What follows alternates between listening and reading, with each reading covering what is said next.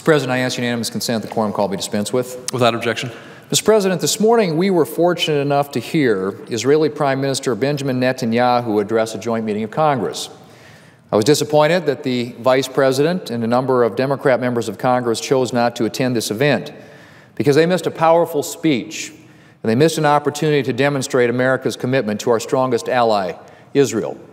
In a speech before the American-Israeli Public Affairs Committee yesterday, Prime Minister Netanyahu spoke about Israel's alliance with the United States to, as he put it, and I quote, defend our common civilization against common threats.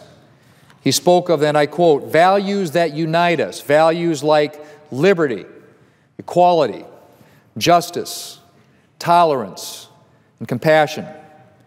Mr. President, these are the values that unite us. They are the values that both our nations are committed to defend.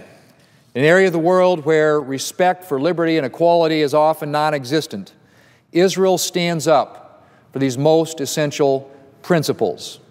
America is proud to be her ally.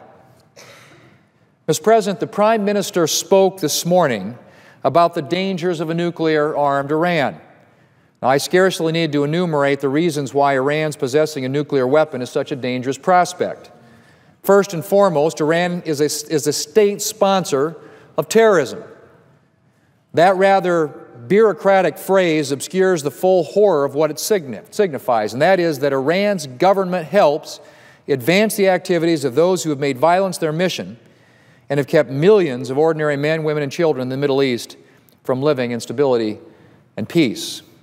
Iran has fomented hostility toward the State of Israel, and its leaders have publicly stated a desire to wipe the entire nation of Israel off the map.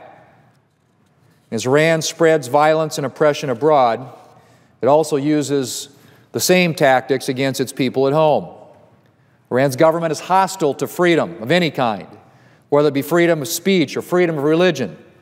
And thousands of its own citizens have been tortured, imprisoned, and executed for daring to stand up for their human rights. Keeping such a regime from developing a nuclear weapon must be a priority. Unfortunately, since November of 2013, when the Obama administration first reached an interim nuclear agreement with Iran, all we've seen from these negotiations are delays and extensions while Iran has received an easing of sanctions. We hear it repeated that no deal is better than a bad deal. Yet while Israel's made it clear that an agreement which recognizes Iran's right to enrich uranium is unacceptable, our own administration has yet to clearly state what a good deal would look like.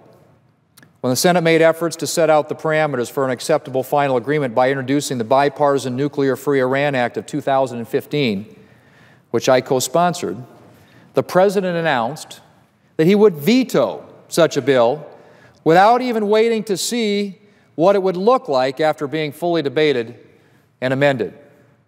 Last week, two of my colleagues introduced the Iran Nuclear Agreement Review Act of 2015, which would give Congress 60 days to approve or disapprove any final agreement. It will be telling if the President threatens to veto this bill as well.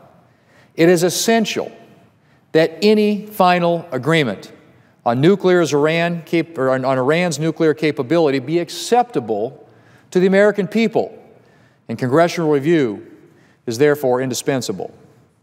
I am eager to work with the White House and with my colleagues across the aisle to provide the American people and our allies abroad with the assurance that Iran will not be allowed to arm itself with a nuclear weapon. However, I'm concerned that if the President continues his go-it-alone approach, Americans may not like the deal that emerges.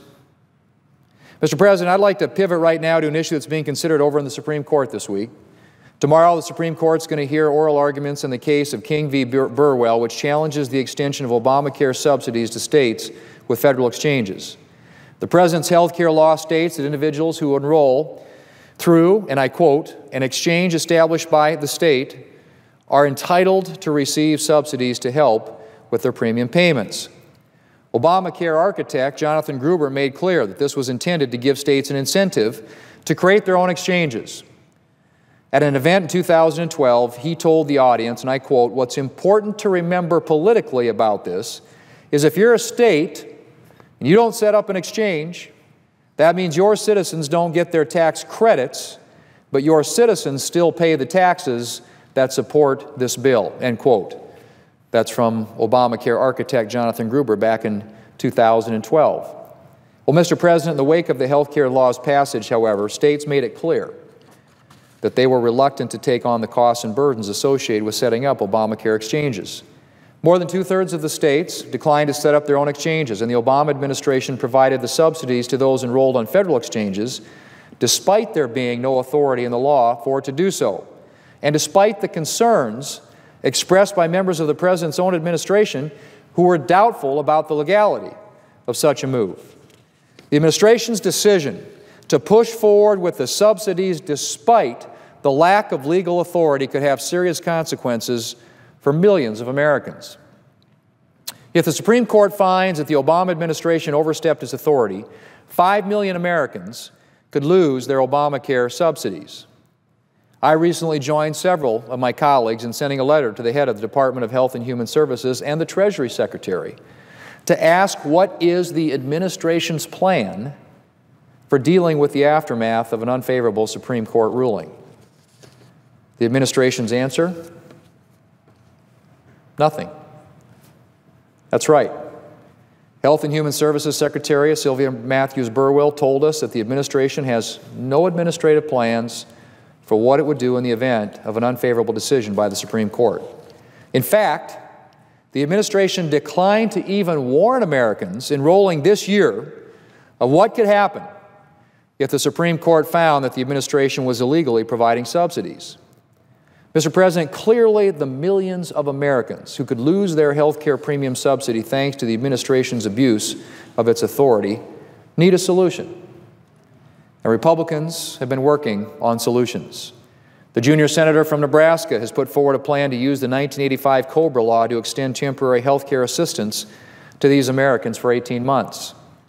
Other Republicans, Senator Hatch from Utah, Senator Alexander from Tennessee, Senator Barrasso from Wyoming have offered their own plan, which would also provide temporary financial assistance to affected Americans while they recover from the loss of the subsidies. The chairman of the House Ways and Means, Energy and Commerce, and Education and the Workforce Committees have released a roadmap for replacing Obamacare with market-based solutions. Their plan allows states to opt out of many Obamacare mandates while maintaining protections for Americans. It would also make refundable tax credits available to Americans who had lost their subsidies. All these plans seek to replace the broken Obamacare system with real health care reform that would lower costs, expand access to care, and to put patients, not the government, in charge of their health care decisions.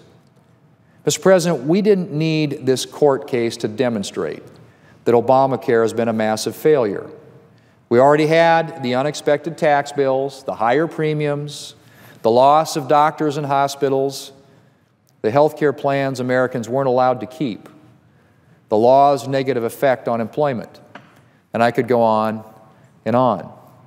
But this court case underscores what all the other law's problems have demonstrated. Obamacare is not fixing the health care challenges facing our country. If anything, it's making them worse. Obamacare has been tried, and it's been found wanting.